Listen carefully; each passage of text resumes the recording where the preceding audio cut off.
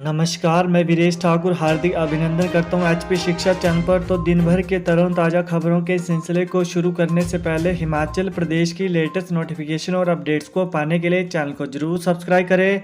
तो चलिए शुरू करते हैं फर्स्ट अपडेट से। हिमाचल में 6 सितंबर तक बारिश, अगस्त महीने में मौसम ने मचाई तबाही। हिमाचल प्रदेश में 6 सितंबर तक बारिश का दौर जारी रहने के आसार हैं। मौसम विज्ञान केंद्र शिमला की ओर से मंगलवार को जारी बुलेटिन के अनुसार प्रदेश में 6 सितंबर तक मौसम खराब बने रहने का पूर्वानुमान है। वहीं आज बिलासपुर, चंबा, कांगड़ा, मंडी, शिमला, सोलन और सिरमौर जिले के कुछ भागों के लिए येलो अलर्ट जारी किया गया है।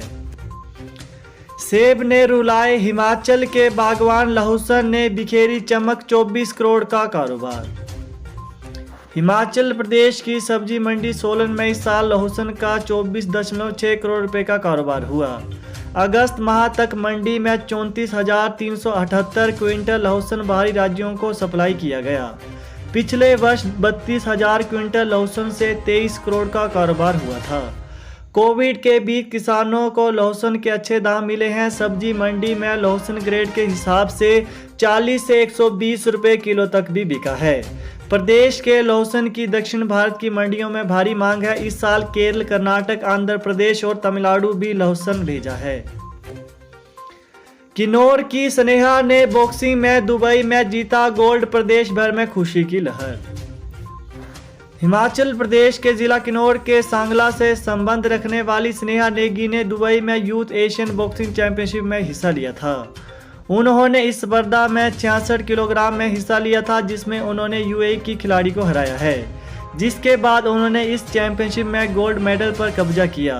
स्नेहा के बॉक्सिंग कोच उपेंद्र नेगी ने जानकारी देते हुए बताया कि स्नेहा ने इससे पूर्व गुवाहाटी में खेलो इंडिया खेलो प्रतियोगिता में भी गोल्ड मेडल जीता है और स्नेहा ने अन्य बॉक्सिंग प्रतियोगिता में भी प्रदेश का नाम रोशन किया।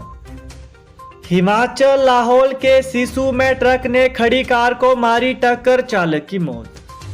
हिमाचल प्रदेश के जनजातीय जिले लाहौल स्पीति के सिसु में सोमवार रात को केलांग की तरफ से मनाली जा रहे ट्रक और कार की टक्कर हो गई। इस हादसे में ट्रक चालक की मौके पर ही मौत हो गई। ट्रक कार सड़क किनारे खड़ी कार को टक्कर मारने के बाद गोभी के खेत में जा गिरा, जबकि कार पलटकर बुरी तरह से क्षतिग्रस्त हो गई। वहीं घटना की सूचना मिलते ही पुलिस की टीम मौके पर पहुंची। पुलिस ने शव को कब्जे में लेकर पोस्टमार्टम के लिए केलांग अस्पताल भेज दिया। एसपी लाहौल स्पीति मानव वर्मा ने कहा कि मृतक की पहचान ट्रक चालक विनोद कुमार के रूप में हुई है। हरियाणा के युवक ने नाबालिग से किया गलत काम, अश्लील फोटो खींचकर रहा ब्लैकमेल। हिमाचल प्रदेश के सिरमौर जिला के पांवटा साहिब उपमंडल के एक नाबालिग से दुष्कर्म का मामला सामने आया। पीड़ित की शिकायत पर पुलिस ने मामला दर्ज कर आगामी कार्रवाई शुरू कर दी है। पुलिस को सौंपी शिकायत में पीड़िता ने आरोप लगाया कि आरोपी ने उसकी फोटो खींचकर इसे वायरल करने की धमकी देकर उसे ब्लैकमेल किया और कई बार दुराचार को अंजाम दिया। वहीं पीड़िता ने बताया कि पिछले वर्ष वो हरियाणा में अपने रिश्तेदार के घर गई थी। उस दौरान छछरौली के ग्राम कोट निवासी बाजिद से उसकी जान पहचान हुई। आरोपी ने उसे अकेले में बुलाया और जोर जबरदस्ती की। इस दौरान आरोपी ने उसकी फोटो भी खींची, जिसके बाद तस्वीरों को वायरल करने की धमकी देकर वो ब्लैकमेल कर उसका दुराचार करता रहा। पीड़िता ने बताया कि फोटो डिलीट करने के नाम पर 26 अगस्त को पांवटा क्षेत्र के एक होटल में ले जाकर भी आरोपी ने उसका दुराचार किया। आरोपी ने फोटो देने से साफ इनकार कर दिया। इसके बाद रात को घर छोड़ दिया। डीएसपी वीर बहादुर ने मामले की पुष्टि की है। ऊना गेहूं के बाद अब धान की खरीद भी करेगा एफसीआई। हिमाचल प्रदेश में किसानों से गेहूं के बाद धान की खरीद भी एफसीआई यानी भारतीय खाद्य निगम के माध्यम से की जाएगी।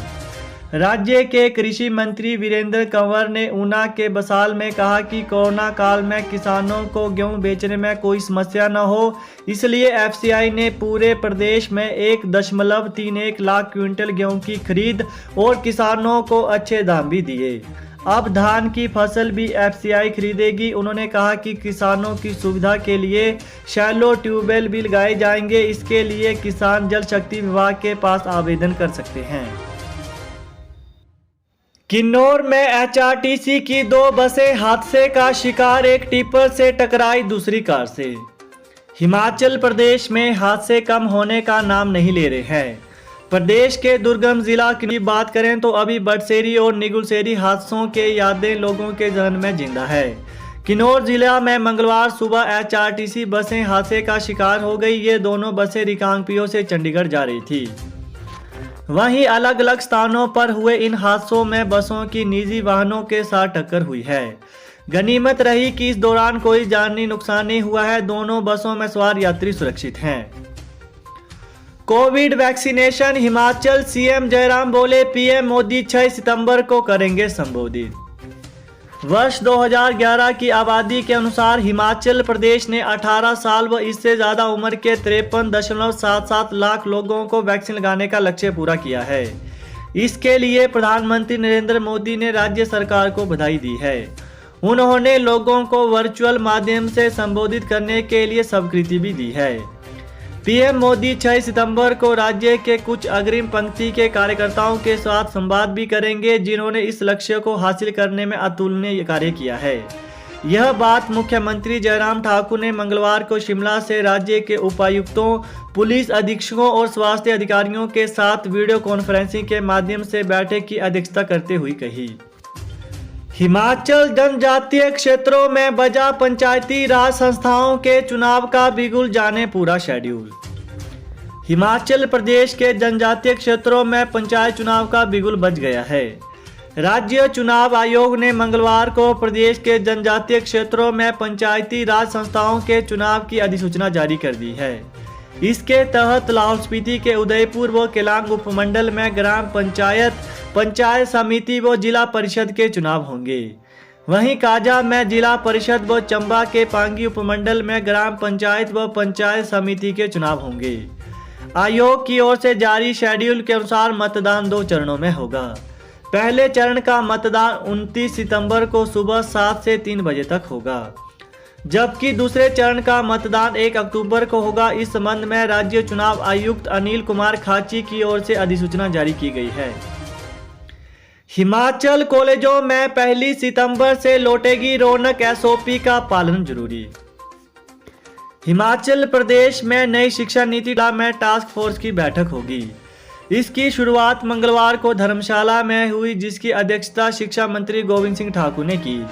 इस अवसर पर उन्होंने कहा कि अन्य जिलों में भी टास्क फोर्स की बैठकें होंगी और प्रदेश में बिल्कुल सही तरीके से इस नीति को लागू किया जाएगा। इस अवसर पर शिक्षा मंत्री ने कहा कि 4 सितंबर को कैबिनेट बैठक का आयोजन किया जाएगा, जिसमें स्कूलों को खोलने पर निर्णय लिया जाएगा। इसके अलावा सितंबर माह के अंत तक पाठ्यक्रम कटौती का प्रारूप लागू कर दिया जाएगा। उन्होंने कहा कि राष्ट्रीय शिक्षा नीति 2020 में आई थी। यह शिक्षा नीति भारत को विश्व गुरु के सिंहासन पर बिठाने के लिए प्रतिबद्ध है। इसके माध्यम से हम एक ऐसी शिक्षा अपने बच्चों को देंगे जिससे बच्चे वैश्विक बन सकें। तो यही थी हिमाचल प्रदेश की दिन भर की ताज़ा खबरें। तो हिमाचल प्रदेश की लेटेस्ट नोटिफिकेशन और अपडेट्स को पाने के लिए चैनल को जरूर सब्सक्राइब करें। Thanks for watching. जय हिंद, जय हिमाचल।